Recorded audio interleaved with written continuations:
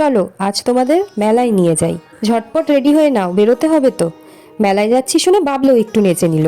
তমলুক শহর থেকে অনেকটা দূর, অলমোস্ট 5 কিলোমিটার মতো হবে। তমলুক থেকে হলদিয়া যাওয়ার পথে ব্যবত্তা বলে একটি জায়গা রয়েছে, সেখানে নেমে আমাদের মেলায় পৌঁছাতে হবে। এখানকার বাসিন্দাদের কাছে এটা তারাগেরিয়ার ভীম মেলা নামে পরিচিত। এখানকার নামগুলো বড্ড খটোমটো, সহজে মনে রাখা যায় না। সে আর যাই হোক, নাম দিয়ে কাম কি, মেলায় তো পৌঁছে গেছি, এটাই অনেক। দেখেছো কিরকম ভিড় জমেছে এখানে, কিন্তু আশেপাশের গ্রাম থেকে এমনকি অনেক দূর দূর গ্রাম থেকেও মানুষ আসে মেলা দেখতে। ভীম পুজোকে উদ্দেশ্য করে কিন্তু এখানে মেলা বসে। তো আমরা চলে এসেছি সেই ভীম মন্দিরের সামনেই। আর এই যে দেখছো ভীম ঠাকুরের বিগ্রহ, এখানে কিন্তু ভীম ঠাকুর গলায় লক্ষ লক্ষ টাকার মালা পরে থাকেন। আর পাশেই সাজানো রয়েছে নানান রকম দেবদেবীর বিগ্রহ, যেমন শিব পার্বতী, লক্ষ্মী নারায়ণ এবং বিষ্ণুর নানান অবতার।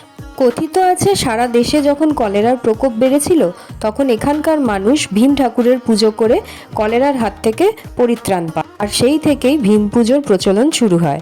তাছাড়াও এখানে অনেক মানুষের বিশ্বাস যে কোনো নিঃসন্তান দম্পতি যদি এই ঠাকুরের কাছে সন্তান লাভের আশায় মানত করে তাহলে সেই আশা পূর্ণ হয়, এবং সন্তান লাভের পর এই মন্দিরে এসে ছোট ছোট ভীম ঠাকুর দান করে যান।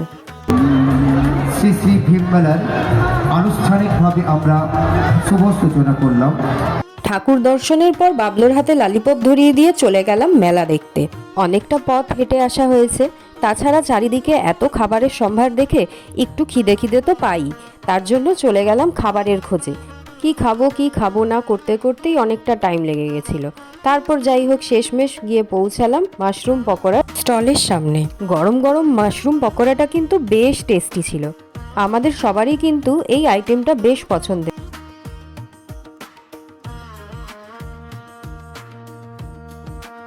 পকোড়া পেটে দিয়ে কিন্তু মেলাটা আরেকটু ঘুরে ঘুরে দেখছিলাম। এই মেলাটা কিন্তু 12 দিন ধরে চলে, আর এই ঐতিহ্যবাহী ভীম পুজো কিন্তু বহু পুরনো। 2026-এ 355 বছর অতিক্রম করলো। এই মেলায় কিন্তু সারা রাত ধরে জনসমাগম লেগেই থাকে। আর এই মেদিনীপুরের মেলার স্পেশালিটি কি জানো? তোমরা যে কোনো মেলা দেখতে যাও, তোমাদের পুতুল নাচ কিন্তু চোখে পড়বেই পড়বে। মেলায় এদিক ওদিক ঘুরতে ঘুরতে চোখে পড়লো আমার পছন্দের স্টল, মানে ওই সেরামিকের জিনিসপত্র যেখানে পাওয়া যায় আর কি। এটা এমন একটা স্টল, যাই দেখি না কেন মনে হয় যেন সব কটা আইটেম একটা একটা করে ঘরে নিয়ে যায়। যাই হোক, নিজের লোভটাকে একটু কন্ট্রোল করে একটা জার নিয়ে নিয়েছিলাম, এই যে ওই জারটা। মেদিনীপুর থেকে কারা কারা আমার ভিডিও দেখছো কমেন্ট করে জানিও। এরপর বাকি পেট পুজোটাও সেরে নিলাম। নেক্সট ভিডিওর জন্য ওয়েট করো, ততক্ষণের জন্য টাটা।